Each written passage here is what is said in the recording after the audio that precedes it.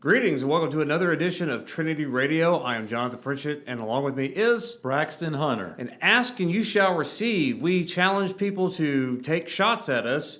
Unfortunately, the shots that were taken to us last week were in the form of very, very long, almost unreadable posts.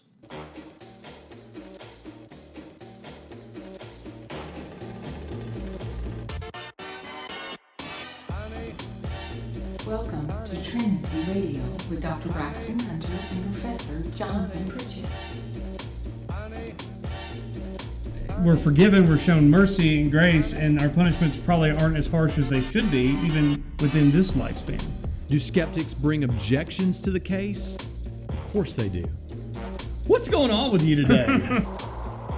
They just don't like it. They don't like it that God is just and He has every right as creator to do what He wills. God is the best explanation for the beginning of the universe. Of now y'all having to look at our faces, which for that I apologize. All right, well, welcome back to the show, Trinitarians. We are glad that you're with us. And I've been really excited, I'll tell you, about the growth of the listening audience that we've been experiencing. Thank you so much for bothering. Yeah, I wouldn't. Not as many people listen to the YouTube. You know what he told me before the show started? He said, silence your phone. And guess what I did? I silenced my phone. Guess what he did not do after telling...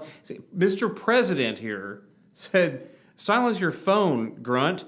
And then his phone goes off. Well, you know, first of all, maybe it's like Muhammad. You know, there were rules for how many, wives that Muslims could have, but he was like, no, I got a special revelation that I can have as many as I want and be with them in any order that I want. And he just made up rules all the time because that's what you can do when you're getting your own special revelation and making up a false religion. Or the president of a seminary. And you can also do that when you're when you're the president of a seminary. You can decide about these things. But no, I'm kind of casual today. I left the ringer on. Also, I'm wearing I don't normally do this, you know, but today I'm wearing a print shirt with Michelle said, that's that guy from Lord of the Rings. Oh, no. I said we can't be friends anymore. Yeah. But you know the thing about it is my girls got this shirt for me. Yes, it's Yoda. And proud Papa, that's why you're wearing it. They bought you a Yoda shirt. I am. I'm proud that my kids are into Star Wars. Right. But you know, Jolie loves Yoda. Jacqueline is scared of Yoda because she thinks he's Gollum from Lord of the Rings. So there's something there.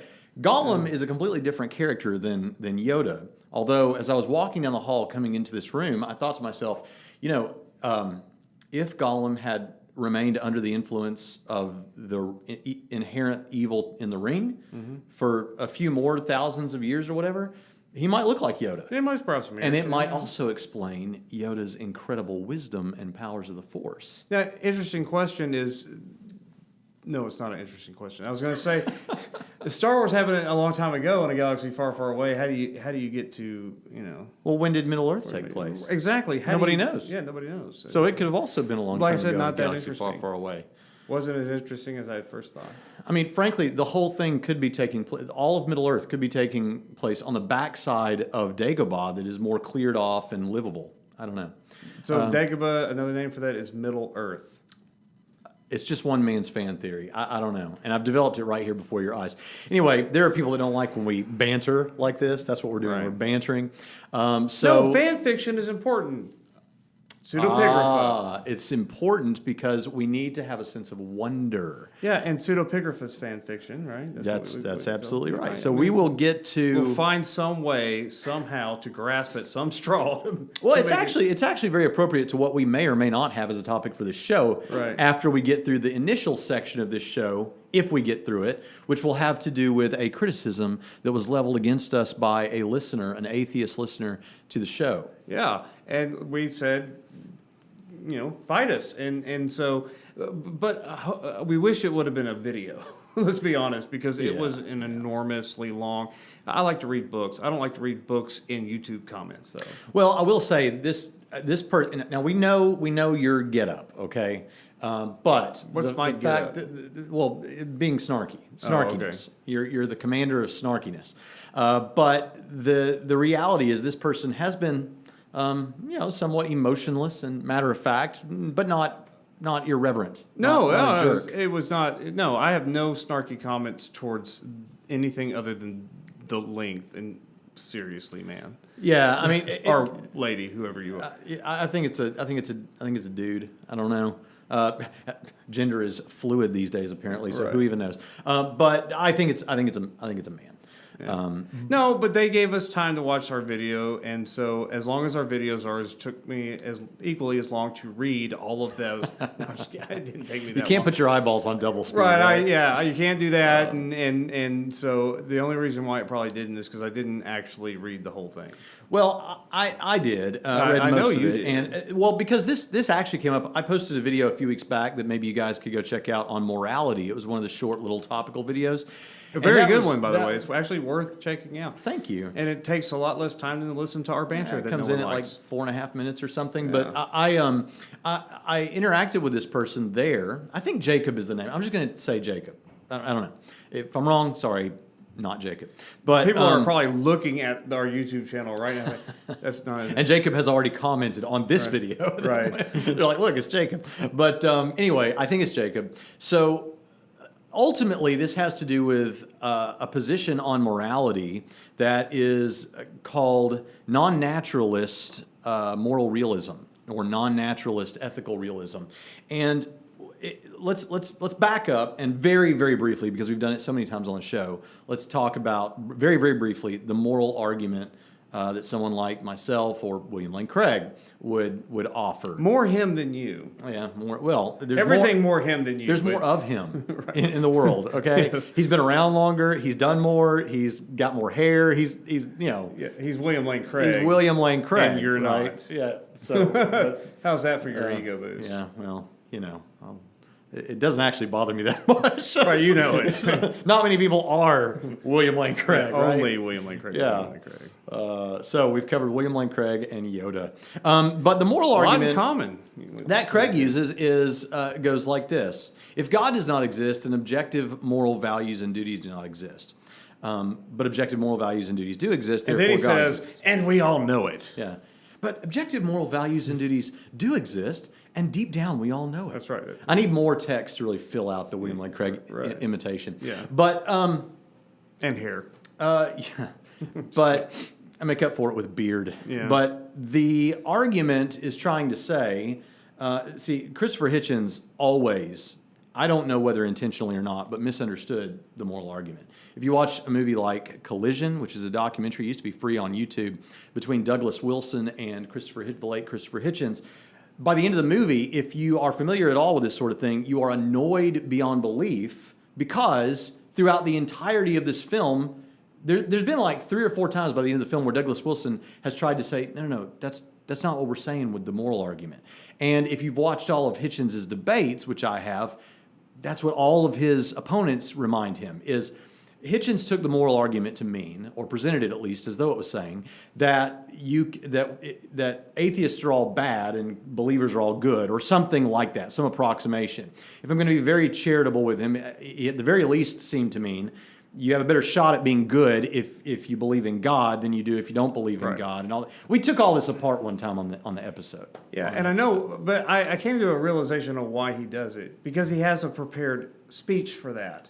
And so if he actually acknowledged that he understood what people are saying with the moral argument, then he can't go into his speech. Yeah. The point of the moral argument, and again, I know we have a whole episode in the last season about this, but the point of the moral argument is to say, no, it's not that only believers in God can do good things from a human perspective, or that only unbelievers do bad things.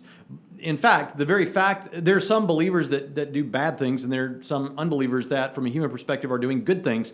The point is rather that you're recognizing that these good things are good and those bad things are bad is evidence that these things are real. And not real in a subjective way, but in an objective way. And when we say objective, what we mean is it's not a matter of opinion, it's a matter of fact. I always say it like this. A good way to think about it is objective things are matters of fact, subjective things might be matters of opinion. So whether bald-headed men are the most attractive kinds of men is subjective. It's a matter of opinion, though I may wish that it were objectively true that bald-headed men were the most attractive kinds of men. But clearly looking at this video, they're not, because between the two of us and the one with hair, So let's just let that fly by over my bald My head. wife agrees with me. Okay. Well, she would. My wife probably agrees with you too. That's the funny thing. No. But what are we saying? We get you. Subjective things are more like that, or like your favorite flavor of ice cream. Objective things are like 2 + 2 = 4. Yeah. Even if everybody on planet Earth thought that 2 + 2 = 7, they'd just all be wrong, and 2 + 2 would still equal 4, right? Mm-hmm. And so when we say that morality is objective, and our interlocutor would agree, actually, but that's what we're going to talk about because it's a little bit unique to how this is often approached, popularly anyway. But when we say that morality is objective, we are saying that it is wrong to, the one that always gets used, torture children just for the fun of it, that's wrong morally, and that's objectively true, that's wrong, in the same way that to say that 2 + 2 = 7 is objectively wrong mathematically. Now, one's an ethical, moral thing, and one is a mathematical thing. Nevertheless, they're both wrong and wrong on objective grounds. Right. Right? So it's not just, morality is not just a matter of opinion. And people have often tried to make a way that, well, some atheists will just say, no, it's subjective and that we just got to live with it. It's not really wrong to torture children for fun, and it's not really right to be kind toward people. But it's less socially advantageous, and then to get on with life as a species, we've come up with relativistic but cultural norms in order to function as a thriving society. And that's the best we can do, so let's just get on with it. But this claim is different. This claim is saying that I believe morality is as objective as you do, but I don't think that God is necessary for morality to be as objective as you think it is with God. Right. So the reason that the first premise of Craig's argument is if God does not exist, then objective moral values and duties do not exist, because a really truncated way of speaking of the obligations is to say, if God doesn't exist, then says who that I should do whatever. Yeah.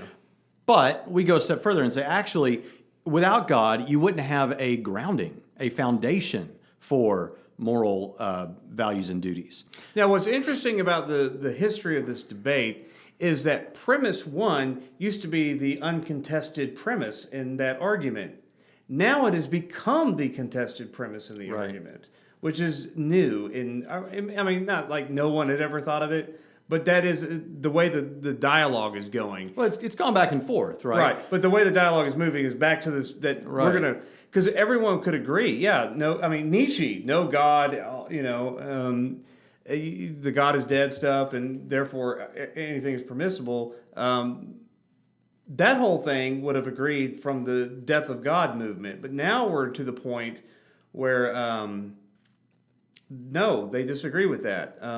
They will say, God doesn't have to exist for objective moral values to exist. Right, and what proves that? Because this guy would say that premise 2 is true and would agree with premise 2 that objective moral values do exist. That's right. And to show that, Trinity Radio actually gets some reasonably well-versed skeptics, as opposed to some other channels that don't, is that usually what you get is there was a period of time. In fact, my entire training in apologetics up until my first debate, I had only ever heard debating skeptics try to say that it's objective, but not really knowing how to do that. They'd say, well, because it's what's good for the herd, and so that makes it objective. Well, that doesn't make it objective. Well, everybody agrees as a society, and that makes it objective. No, that doesn't make it objective. You just go to another society, you get cultural relativism. Hoyman, a long time ago, would have said, no, that's just cultural relativism. Right. It wasn't until my first debate, standing there on stage, and really having to think of what to say in response, that I ever heard someone say, you give me no reason to believe that it's objective. How do we know it? I'm like, wait, what? Like, what are you talking about? It's not objective. Because normally I'd heard skeptics try to make it objective because it doesn't play well with the audience to say, no, decking an old lady for no reason is not wrong. That doesn't play well. Or torturing children for fun, as is often said. But this guy is bringing, this is not a new position, but it's just not talked about a lot, and that is this view of non-naturalist moral realism. Now, what does that mean?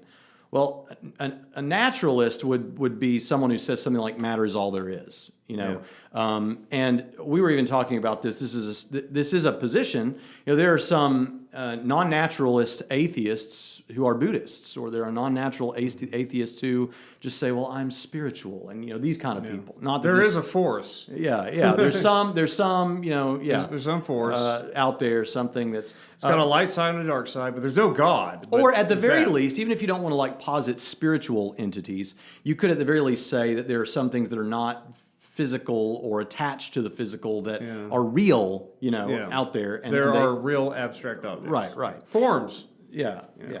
So As we get such. Platonic about it. But so what the non-naturalist moral realist will say is that these moral things are real, and that it is objective, that it really is wrong to deck an old lady for no reason or to torture children for fun. That really is wrong objectively, just like you Christians believe. Yeah. The difference is they would say you don't need God for that. Now, how would a person argue along those lines? Not very well at the end of the day, but Well, I mean, yeah, I'm not convinced by it, and I was happy to see, you know, I had never been put in a position where I had to actually write this out and think it through to respond to someone. Yeah. And so when I just thought it through, like actually I was watching TV with my wife and I'm sitting there, you know, on YouTube, you know, responding to this guy. I'm sorry, I'm not going to So go you very were long. not watching TV. Yeah, well, you know, it's multitasking, you know. Okay. But so what it just comes to my mind to say,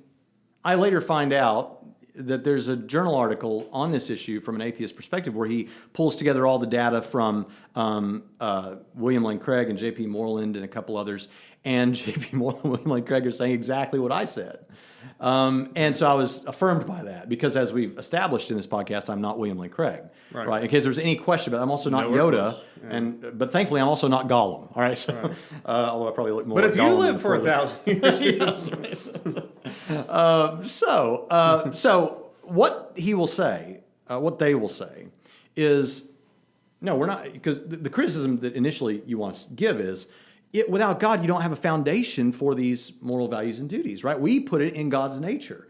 You know, goodness flows from God's good nature, right? The Euthyphro dilemma doesn't work. If you're familiar with the Euthyphro dilemma, our friends at the Bible Brodown, go check out the Bible Brodown. They did a great show on this, talking about the Euthyphro dilemma. On the one hand, are the goods good? Is the good thing good because God said it's good, or is the good thing good because it was good already? Right, and he recognized it was good. And both of those are wrong. On the one hand, you get God arbitrarily deciding certain things are good, and on the other hand, you got something good over and above God that he has to appeal to. Right. So there's a middle way. It's called the middle way, and that is to say that it flows from God's good nature. Right. And the dichotomy is false. Yeah. So and this Jacob admits this. Like, well, he's not even admitting it. Like, he doesn't claim that. He's got no problem with that. He's like, yeah, Euthyphro dilemma doesn't work. Right. You guys are, what you say is fine on that, you know, as far as that goes. But the foundation question, we say, well, that you don't have any foundation. And what they'll say, what he says, and what the guy in the journal article said was, no, it's not that it doesn't have a foundation. It's that it doesn't have a foundation external to itself. In other words, it is its own foundation. And I hope you guys are following this, because if you're new to apologetics, this might be. It's like God, but you don't have a God. It's just that statement is a foundational statement that exists and is true without the need of God, because it replaces God as the final foundational thing, and it's real and exists in the universe. Yeah, and God, he would say, non-physical, non-natural, but it exists. Right. This is the non-naturalist part of the non-naturalist. But just like you say God exists, we're just saying it's wrong to kill exists. Yeah, like they're saying, why would you go the extra step to posit this entity, God, when you could just say that the morality has its own foundation? And your hypothesis that God serves as that foundation, they would say, is also claiming that there's no further foundation other than itself, because you're saying that his nature is where this morality comes from, and it is foundation. It has no external foundation to itself. So if you want to criticize the moral realist perspective, the atheist moral realist perspective, by saying you don't have any foundation external to the morality, for the morality, they'll say, yeah, same deal you've got. You don't have an external foundation for God, and He's your foundation for the morality. Right. And so there it is. And the wonderful thing about a podcast and the wonderful thing about a YouTube video is if you didn't get that the first go around, just go back 30 seconds and listen again, right?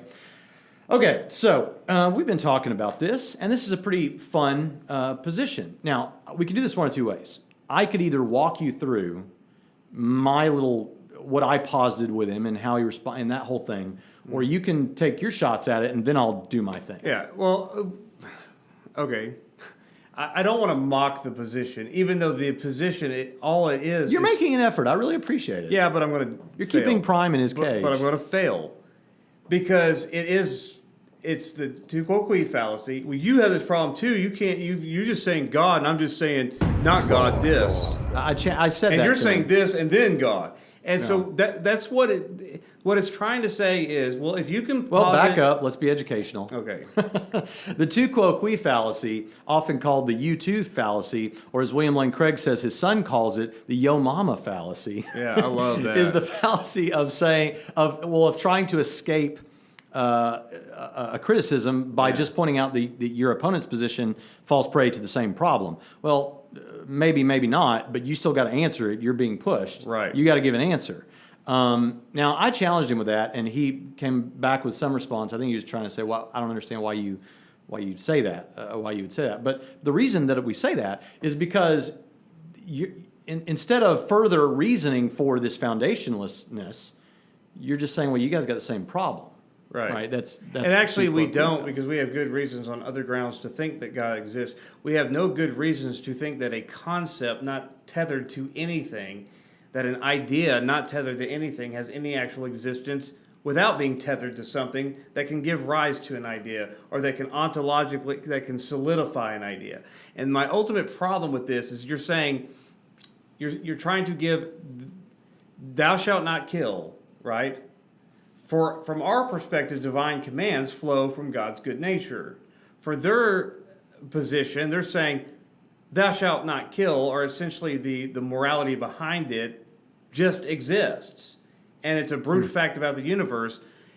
And that doesn't solve the problem, because you have to ask, where in the universe does this exist and how?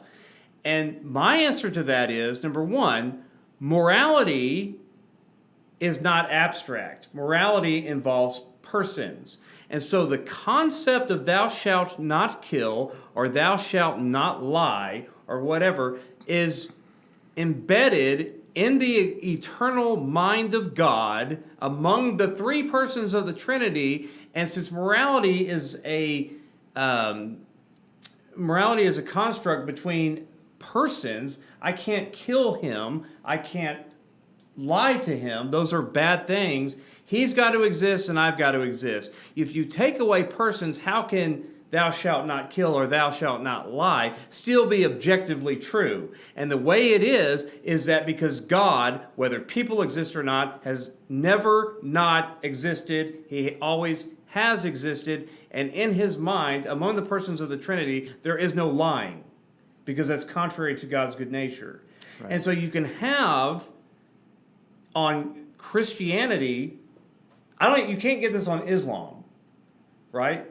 You can only get this on Christianity because of the Trinity. Because of the Trinity, yeah. Is that moral concepts that are involved in relations among rational persons, as opposed to the animal kingdom. There's no morality in the animal kingdom. We don't say that. And that's a bit of a separate criticism that we'll get to in a minute, but go on. So what I'm saying is, our thing makes more sense because we have lots of good reasons to believe that God exists, and we have lots of good reasons to think, because of God existing, that abstract, objective constructs of morality don't just exist in some make-believe ether that you just want to say, well, it just exists just because. No, you can say, no, it exists because it has never not existed in the mind of God. Yeah, and so God and his good nature provides the foundation that makes sense and is intelligible. Yeah, and actually I have to say that when I challenged him with some of these things, I said, it strikes me that what you're saying is we've got two options before us. Right. One is God exists and serves as a foundation and explanation and all that for morality, for moral values and duties. Ontological. On the other hand, morality exists just because. because I say so. Just because. And that just because is really because I say so. And you know what? He said, yeah, that's right.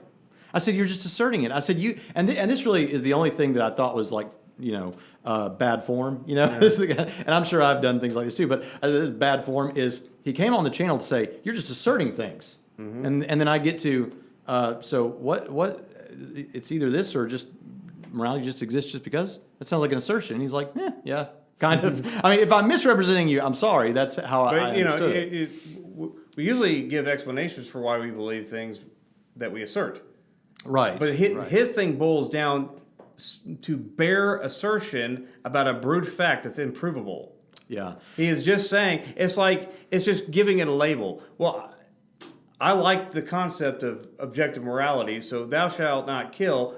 It's wrong to kill. I know it's wrong to kill, so we're just going to call that objective, and then there you go, objective, because I said so. Right. Now, we'll get to, those are great elucidations of your objection, your primary objection to it, and we were happy to see that Moreland and Craig hit on that same issue in the article, so confirming. Now, so there's other criticisms. Oh, there's plenty. I still have others, but I'll let you talk because I've been talking.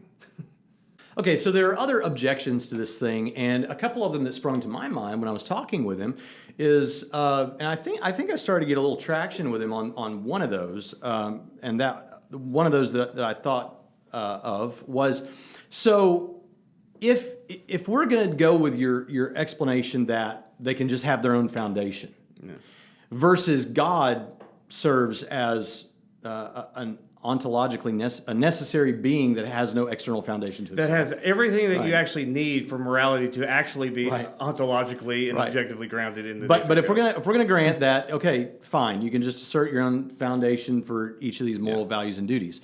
Well, one of the problems is you're multiplying entities beyond what is reasonable or necessary. Right. So on the God hypothesis, you've got God. one, we have God. Yeah, God, one thing, one being. You have God, and just so everybody knows, the Trinity is one God who exists as three persons. Right. So Still you've one got God. you still got one God, one thing. So you've got that one thing that we have to explain versus, my goodness, like I don't know, dozens, hundreds, thousands of moral values and duties that now you've got to provide a foundation for. And even if you wanted to collapse those things down into generalities, you still have a multiplicity of different kinds of values and duties that need each one their own foundation. So, if you want to kind of have an Occam's razor sort of approach to this, you need to still go with the God hypothesis.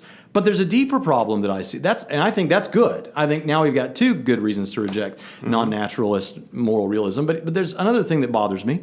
And this just springs to my mind, and I don't know if I saw this in the article or not, but is the interesting teleology that stands behind moral values and duties. Telos means an end or a purpose. There's some design to this.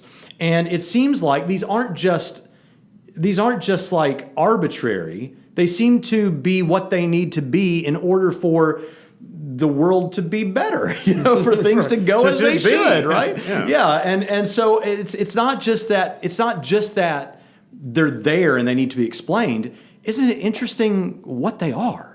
Yeah. And isn't it also interesting, as you mentioned earlier, that they seem to be most specific? I mean, I'll admit that we have a dog named Indiana, and Indy will occasionally appear as though he is appealing to some morality, and we see dogs do heroic things. Cats never do heroic things. But we see this in animals and things like that. And when I was reading that Hideous Strength by C.S. Lewis, he's talking about the bear. There's a bear in the story named Mr. Boltitude. And they were describing his cognition. And it's like, even though we would like to say that he misses his master, a woman that's in the house that takes care of him, even though we like to say that he misses her and he loves her and wants to protect her, really, he might not even really be aware of her. It's just that when she's not around, there's an absence of something that he enjoys, right? It's a very low-level thing. Maybe that low cognition compared to humans is the reason I would imagine an atheist would say. But however you want to frame it up, the reality is though animals sometimes do seem, we get an inkling of something where they're not really a beast, but they seem almost human-like, they're not really. This morality seems to be specific to human beings. Right. And that is also... It's not wickedly evil for one dog to take a bite out of another dog. It's not wicked. It's just... And if we say that it is, that's us putting our morality on the animals.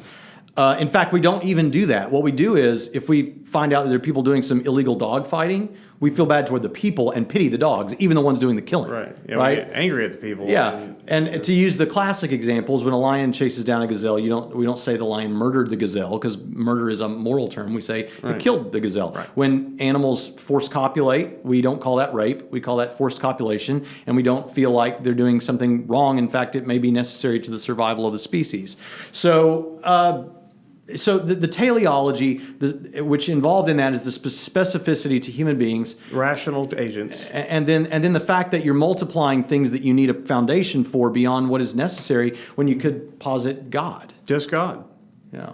Who has all the things that you need for rational agents, persons. You have all of that grounds the dynamics for what would be objective morality, from the goodness of his nature to the interpersonal relationships of the Godhead. It's like with love, for example. I believe that love is objectively real, okay? And when we say God is love, if you take away the Trinity for Christian theism, and I know we're sounding like presuppositionalists, but they get things right. How can a monopersonal God, instead of a tripersonal God, love minus the cosmos? Love what? Right. Only himself. You need a community of at least three, and at least two. At least two. And we have argued in private discussions with the Bible Bro-Down guys, we all kind of agree that for reasons that escape me at the moment, you need three. Yeah. And if you want a good book on that, I recommend Richard Swinburne, Christian philosopher Richard Swinburne's Was Jesus God? The only thing I object to that about is the title should be Is Jesus God? Because Was Jesus God sounds like he doesn't exist anymore. Right. But yeah, it's a good book on that. Yeah, but back to the topic. The idea, nobody would, it's a howler, and I'm not trying to be rude to Justin, but Justin, this is... I think it's Jacob. Jacob, this is a show where we have to actually entertain other people too, so I will beat myself. But it's like me just saying, okay, I'm going to call this morality, and then I'm going to call this objective, and I have objective morality, and there you go. That's all he's doing. Well, now, he's going to say, yeah, but you're just doing that and calling God. No, I'm not, because I have a basis of arguments that I've already laid out, and we've laid out in plenty of podcasts, of why there's good reasons to believe in God. Okay. Now that takes us down another rat hole. Now then the question becomes, does the moral argument that Craig gives work on its own, or does it rely on other theistic arguments? Because he brought that up. He said, ultimately, what you're saying about this leads me to believe that you're backing into a contingency argument, a contingency cosmological type argument. Now, obviously, nothing stops us from laying out more than one theistic argument, but do you need to do that to buttress the moral argument, or in your opinion, can the moral argument stand on its own? Before you answer, I'll tell you my opinion. The moral argument can stand on its own. Yes. Because I don't think that what we've heard here, and again, maybe you don't think I've framed this up fairly, Jacob, and if not, you have my deepest apologies. But and I'm sure you'll let me know in the comments section. But I think the responses we've heard don't handle the issue. But if you want more, there's more to be had. And if you wanted to form a cumulative case, I think there's a great cumulative case to be made. Jimmy, look, God is useful because try to make deductive arguments are harder to construct. I think it's Jacob. Yeah. Jimmy, Jacob, Justin, whatever. Joey, just kidding.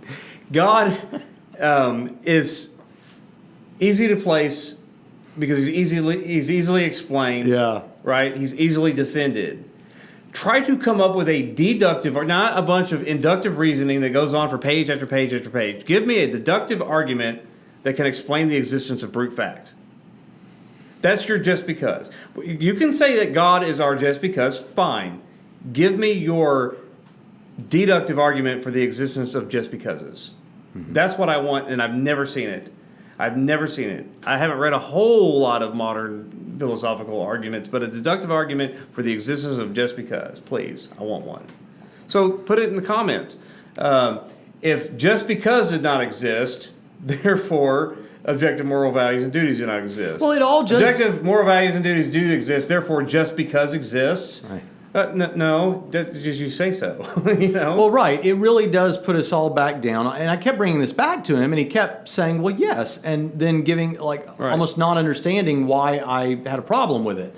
Yeah. He's like, didn't you hear what I just said, almost? I mean, he doesn't say that, but that's how it comes across. And I'm like, no, I heard what you said. It sounds like you're saying it's either it has a ontological foundation in God, or it just is its own, it has its own foundation just because. Right. And he's like, exactly. What's the problem? And here's my problem.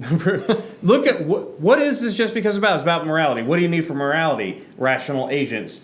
Not just to recognize it epistemologically, but rational agents for it to actually be applicable at all. We can understand that if you take away people, you still have 2 rocks, and 2 + 2 = 4, right? This is not that kind of thing. One of these things is not like the other, because you take away all people, right?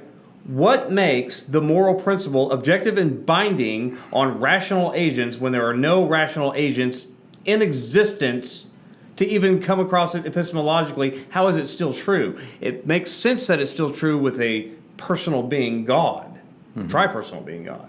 It makes absolutely no sense to say that, and it can't come into existence and be objective and then go back out of existence, and then maybe evolution, after the apocalypse and all humans are dead, it goes back out of existence, and then some other intelligent life forms show up or evolve billions of years later, and it becomes objective again.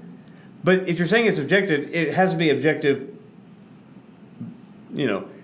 right now, before we evolved to now, if you're an atheist, right? That's you only got evolution, right? After the apocalypse, where there's no beings except for microbes that you hope to evolve again, it can't come in and out of existence like that. If it's objective and binding, it has to exist. But if there are no rational agents for it to exist, how is it still objective? How does it still exist? And how is it still true?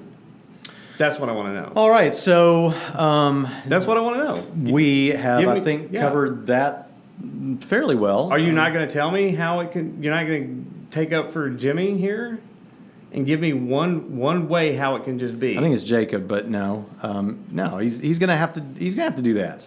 You're not going to carry some water? No, I've carried some water. I explained his whole case, and even added to it some flair. Give me some existence how something can be that requires rational agents can be objective, true, and exist in the absence of any. Because I can say it can be true because we have God. That's at least one. Sans cosmos, sans people, days 1 through 5, it was still true because I have a personal being for it to be true. See, now now they're all going to be like, oh, he's a young Earth creationist, days 1 through 5. Well, that's how the Bible talks about. I'm not a young Earth creationist, not an old Earth creationist. I don't have a clue how old the Earth is. The Bible doesn't say or make a beef about it. It doesn't care. And if Moses and God don't care to tell me how old it is, I don't care either. But my point is, in Genesis, I'm just using the Genesis. Yeah, you're saying before humanity. Right. Before humanity, in a way that was going to be non-offensive to anybody, old or young Earth creation, until you made it a thing. Before humanity, we still had God, who's a rational agent, which is what you need for morality to matter and exist. Mm-hmm. He's a tripersonal being, and he's the ground of goodness. He is inherently good, and therefore, all the objective moral values and duties in a tripersonal being are objective. That makes perfect sense. Saying somewhere out there that's non-physical, non-natural, but objective, just exists is a howler. It's laughable. I'm sorry. Gerard. No, I was actually going to say Justin. I was the Jordan, Gerard. Yeah. Julian. Okay. I was going to say Justin. I was going to say. We get to the whole thing and we go check YouTube, and it's not even Justin. That's going to be. It's not Justin. It's Jacob. Oh. Okay, we're going to find out it's not even Jacob. Now that is a live possibility. Yes. That is a live possibility. Okay. And I'm not going to look until we're done.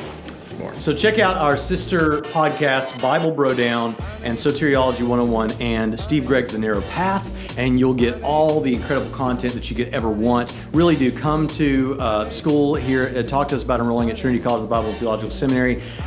You can study incredible things no matter what. If you're a stay-at-home mom, if you're a layperson in church who doesn't even know where God wants you to serve yet, if you're a pastor, if you're an apologist, if you're a counselor, if you want to be those things, if you don't know what God wants you to do yet, we would love to take that journey with you at Trinity College of the Bible and Theological Seminary, TrinitySem.edu, TrinitySem.edu, and hook up with us on Facebook at the Trinity Prime Time Discussion Facebook group, Trinity Prime Time Discussion Facebook group. And by the way, if you're out there and you listen to the audio version of this podcast, we value you. There are a lot more of you than there are that watch the video. That is understandable. But if that's you, do us a little favor. If you get value out of this show, it doesn't cost you anything. Just Not to go this over, show, but in general. in general, this show. Just go over there to YouTube and click the little subscribe button. It really helps us out, man. You could do that much. I mean, come on. And if you're in your car, just find a safe spot to pull over right now. Go on, just pull right over. If you're on the treadmill, just step to the side and go ahead and hit that subscribe button. It helps us out, man. Yes. It makes our day. Honestly, if you want to make our day, every time someone subscribes to our YouTube channel, I jump up from my chair, bust through the door, go running down the long corridor to Jonathan's office, bust in the door, and I said, "We got another one, man. We got another one." You can make that happen. You know, He really does do this, and over Yeah. one subscriber. yeah, it'll really happen. Yeah, it's sad in a way.